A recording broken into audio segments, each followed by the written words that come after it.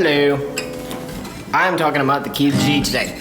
And I'm gonna rush through this because my last video was 14 minutes long. I'm gonna make this 10 minutes long, okay? So I'm just gonna start really quickly. A lot of people do similar things that they did with the key of E with the key of G, and it never sounds quite as good as it could. You know, people struggle moving between chords and all of that. And there are just easier ways. There are smoother ways, and they sound better. And there's a difference between playing on a band, for instance, and playing by yourself, for instance, or maybe producing, you know. So I'm gonna explain a few differences and how you can better play in a band and how you can better play by yourself. So I'm gonna start with typical band play. A lot of people play the key of G, the chord of G, like this, with their open G and their ring finger on the 3rd fret of the high E string. But to play in a band, it always sounds better and a little bit fuller to do this. What I'm doing is I'm moving my index finger up one to the B string, and I'm putting my pinky finger where my index finger was on the 3rd fret of the high E string. And I think it's add 9, that's what it's called. Add 9. I'm not sure why it's called that. I'm pretty sure that's what it's called. Whenever I look up the chord, that's just what it's called. So, I don't know. It's kind of the same sound as an E. Relative, you know, to this, you get this sound, and then if you move it up 3 to G, you get this sound. So it's just very full, like the chord E. It's a much fuller way to play G.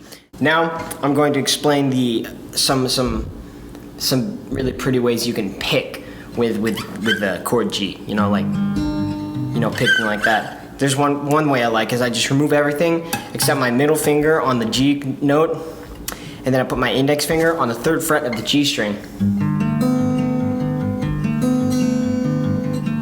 That's really pretty. One thing I also like to do is this, where I've got you can do either. You can put your middle finger here or your index finger here. You know, I catch myself putting my, this is my ring finger. My ring finger on the G note, and then my middle finger on this B note here. But then I don't even play the A string on it. I just catch myself doing that, but it's this. Put your pinky here, and then you've got your index finger here.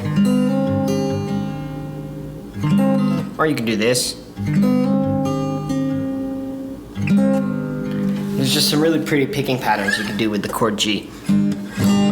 You know, and you can do all kinds of other stuff too, like this.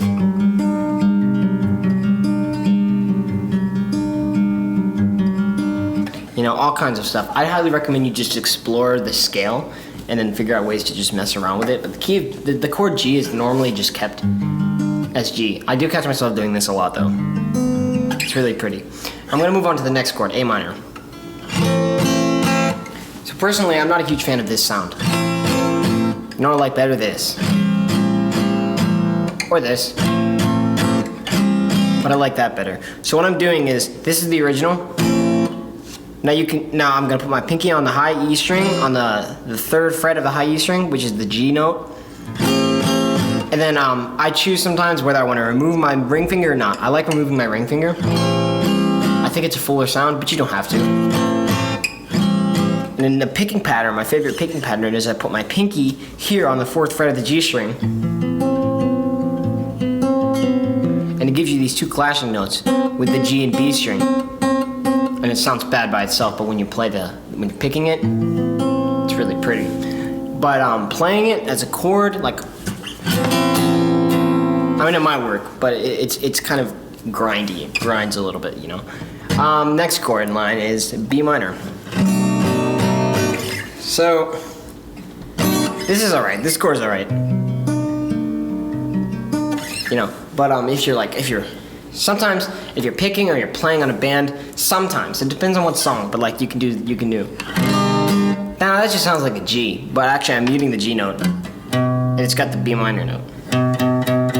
So if you get on a piano and you play on your right hand, the screen is flipped. This is my right hand. If you play on your right hand, let's say I'm playing the key of G, that chord, but then you play a B bass note with your left hand. It's basically a B minor. It's just what it technically is a G/B, which is a G chord with a B bass. So you do that a lot on guitar too. not just piano or other instruments. You do it on guitar, or at least I do. So this is almost like a G, except I'm just using this B as my bass note. So it's like a B minor sound. You know, it works. It doesn't always work though. Sometimes you have to do this chord. And that's fine. I don't really know a better way to play that chord. I mean, it's fine. It's one of the easiest bar chords in my opinion. Next to like B minor. It's one of the easiest bar chords. Okay, so next up, C. So this is how everybody plays C. I think it's bland. Now, if I'm gonna do that shape, I'm gonna move my pinky here to the G note, which is the 3rd fret of the high E string. Because this sustaining G note through most of the song, if you're playing a G, if you're like strumming, it's nice, you know. But what I actually prefer to do is I move down. I did take this G string and I move my top fingers here, my middle and my index finger. I just move it down one, and then I mute the E string with my thumb. So all you're hearing is this, and that's a C. Now you can also do this. I strum with this sometimes. Now to pick, I'll normally do this. I'll do this sometimes too, but another thing I like to do when I'm picking is this. So it's almost like doing this, which is just a 7, except what you're doing is you're moving your middle finger down one to the 2nd fret of the G string, and then you're putting your index finger, which was once at the 1st fret of the B string, now to the 2nd fret of the D string. It's not amazing with strumming, but it's really pretty with picking. Like, I'm gonna play it in a song that I wrote. I didn't write the song, but I wrote the chord progression.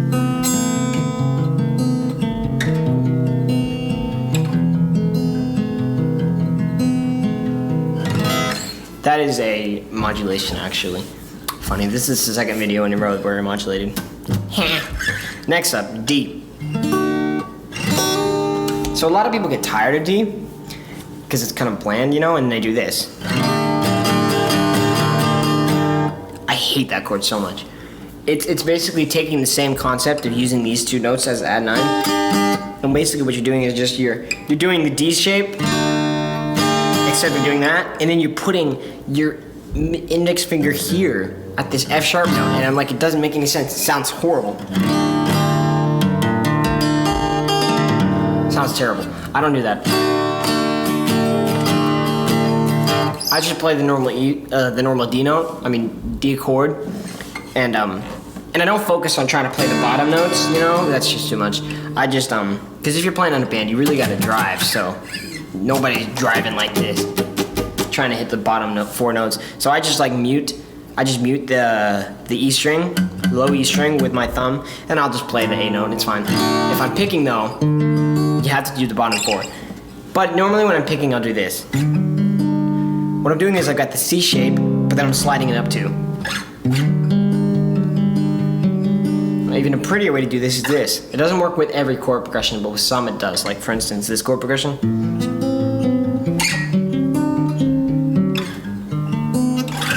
So that is a 7. I think it's a minor 7. You can correct me. I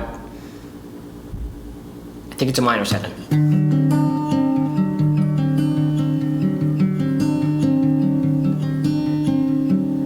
So what I'm doing is I'm putting my pinky finger into this little open space right here, which would be the 5th fret of the G string,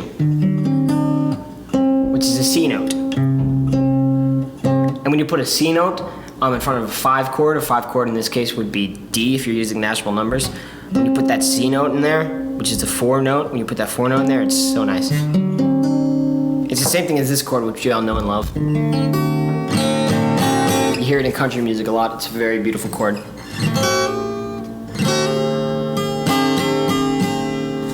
It always reminds me of Post Malone's rendition of America the Beautiful at the Super Bowl. I'd highly recommend you all check out that video. It's so beautiful, so beautiful. For some reason, they always pick better singers and better artists for America the Beautiful than the national anthem, which doesn't make sense, but America the Beautiful is a great song, so it works. Yeah, anyway, I really love that chord. We all know what that chord is. It's basically just D, except instead of 3rd fret of B string, it's 1st fret of B string. So you kind of have to switch your fingers around so that you can get that shape, you know, because it's like it's a backwards triangle, you know. Next chord, E minor. So I like to do this. I put my pinky finger on the 4th fret of the D string. It creates another clashing note, which doesn't sound amazing when you're playing on like you're playing the whole chord.